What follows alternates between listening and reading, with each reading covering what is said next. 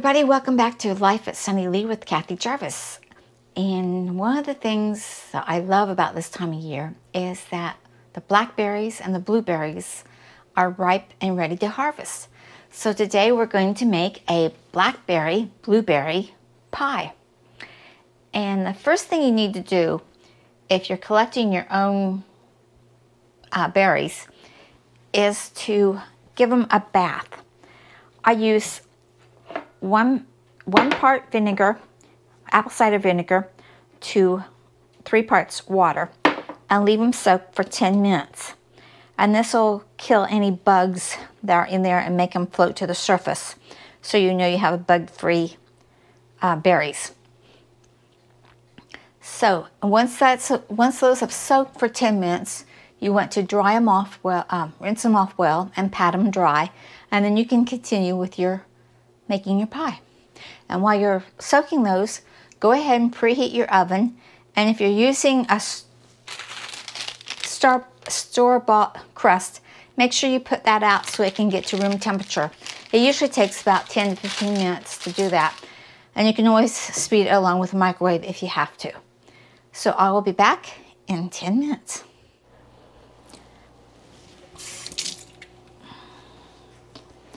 Okay, after you've drained your berries, you want to put them into a pan that you're going to be mixing them in.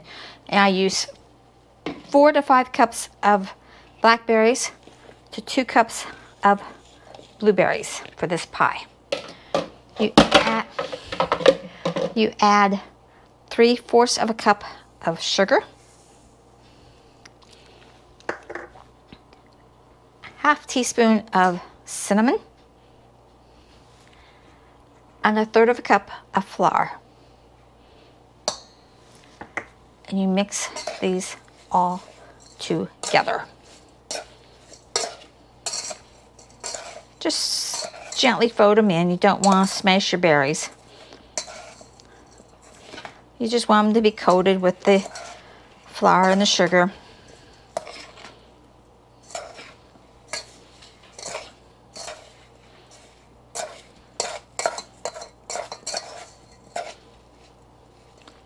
Now you can leave those set for a little bit while you prepare your pie crust. Now you can go and make your own pie crust if you want to go to all that trouble. But this is harvesting season. I don't have a bunch of time to cook and make things, so I'm taking a little shortcut here.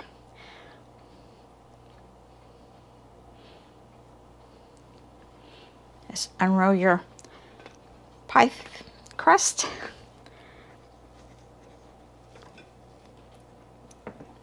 Stretch it out so it fits into your pan.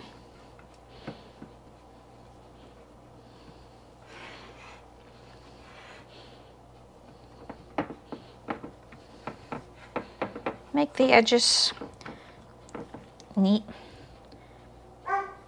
And then add your filling.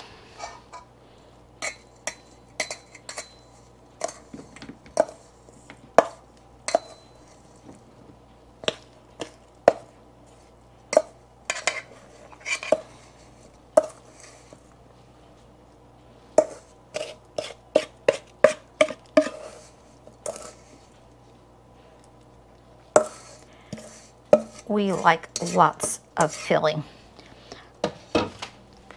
Get it to the edge.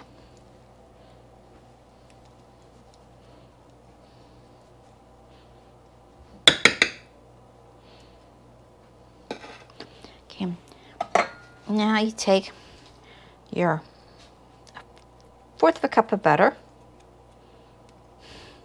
which has kind of been softening up a little bit also. You don't want really cold.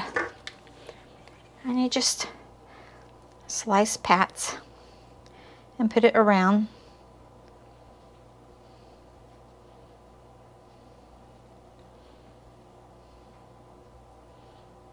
They don't have to be perfect.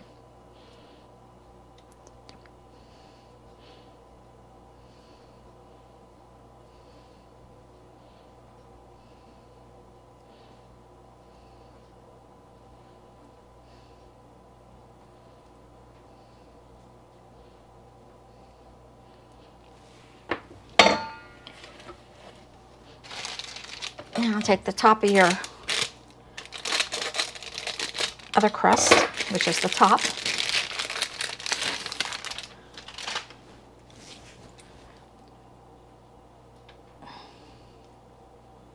Now you can do a lattice top if you want to get fancy. But like I said, we're in the middle of harvest. We don't have time for all that stuff right now. Maybe if it was for a holiday or something, we'd take the time. But right now, we just want a pie. Want a fresh pie. The edges don't have to be perfect. The more rustic they are, the more rustic the pie. You just gotta seal them enough so that the juices don't boil over the side. So however you want to make sure that, I just kind of tuck them in and then make my sides. My mom could always make the prettiest pie edges. I have no idea how she did it. Of course, she always wrote her own pie. I don't think that lady ever used a bought pie crust. But that's her. This is me. It's not perfect. But you know, one thing about pie, it doesn't have to be perfect. They'll eat it. And I find that if it doesn't have an edge over the side, it's less likely to burn than if it had the edges all the way around, or a pie.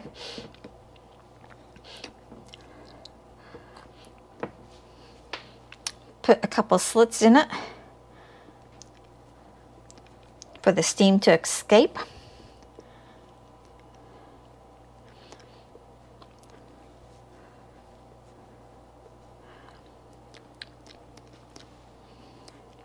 Now, you can make it a little bit fancier on the side if you want to make little slits. You can do whatever you want. It's your pie. All right. Next thing you do is you put it into a 350-degree oven for about 40 to 45 minutes.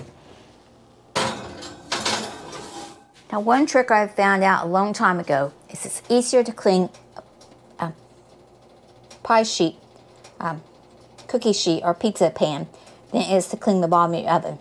So I put my pie on top of a pizza pan. That way, if it does boil over, it's just going to get that pan dirty, not my whole oven. All right, it took 55 minutes for this to get to the color I wanted it on the top.